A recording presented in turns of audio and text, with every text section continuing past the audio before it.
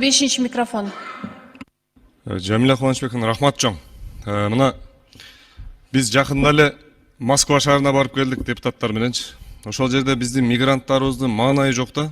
Себеби рубльдин курсу сомго күндөн күнгө түшүп баратат да. Ошону мына бизге да кайрылып атышат. Ушул рубльдин курсун дагы бир аз карап көзөмөлдөп берсеңиздер. Мына Мелис Жусупжанович, сизден да суранып кетебиз да. Мигранттардын үнүн ушул жерден биз сиздерге жеткирип коюш бул депутаттардын милдети да. Ошол курсту бир карап көзөмөлдөп берсеңиздер. Себеби мына Кыргызстанга бир жылда Россия өлкөсүнөн 2 миллиард доллардан ашык акча кирип атат, туурабы? Мына ошол мигранттар бүгүнкү күндө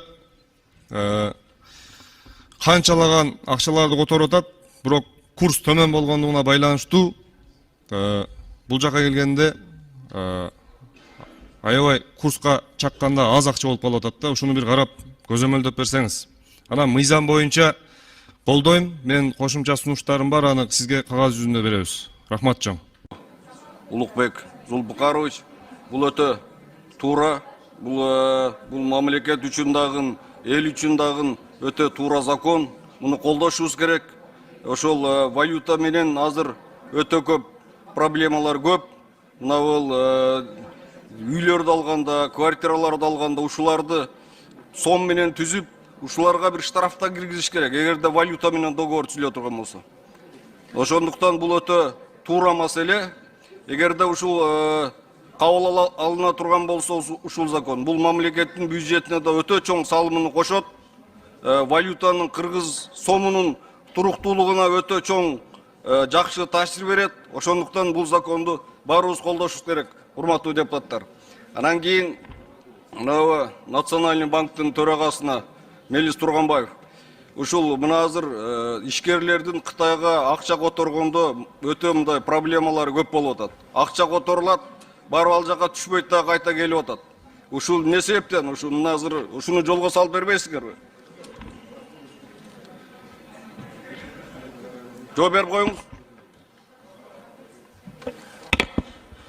Урматтуу Акын Атагаевич, саламатсызбы? Буну биз көзөмөлгө алайлы. Ар бир банктын өзүнүн мындай мамилелери бар. Бирок Кытай менен бүгүнкү күндө мындай ал жакта бир крупный банктар менен иштейт. Ар бир банк, мисалы бир банк иштейт, бир банк иштебейт. Ар корреспондент счету бар, бирөөнүн корреспондент счету жок. Ар банкка индивидуальный подход керек да. Ошол банктар менен тактайын кайсы банкта экенин. Бирок бүгүнкү күндө биздин маалыматыбыз боюнча андай чоң мындай проблема болбош керек, жок. Сиз анда маалыматтан артта келсиз. Көп банктарда ушундай болуп атат. Сиз ошон үчүн банктардын мындай чакырып алып ушул маселе боюнча сурашыңыз керек да. Көп банкта азыр почти 90% банкта өткөрбөй атат. Валюта менен эмеге өткөрбөй атат. Акчаны алат, которуп беребиз деп, бирок бир айдан кийин кайтып келип атат. Ошондуктан ушундай маселелер мына өзүбүздүн улуттук валюта менен болсо ыңгайлуу болот эле. Жок дегенде азыр ушул жанагы юан менен мына маселе, мына закон кабыл алынгыча юан менен өткөрө турган бир шарт түзүп беришиңер керек. Беришиңиздер керек. Урматтуу төрага. Түшүнүктүү. Рахмат.